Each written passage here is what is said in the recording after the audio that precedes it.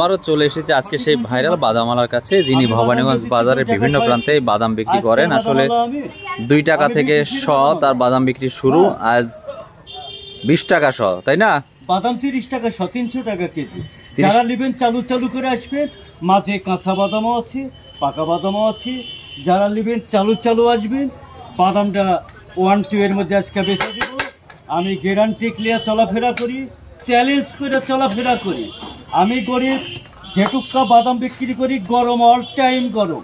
যারা নেবেন দাদু ভাই এবং আমার মা বোনেরা, চালু চালু চলে আসবেন। কথা শেষ, পেটের খিদা ভাই, বড় খিদা।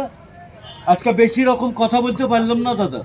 আমার একটা মাঝে একটা ভাইরাল আছে, আপনারা সবাই আমার জন্য দোয়া করবেন। এই ভাইরালে কিছু টাকা আমার খরচ হবে।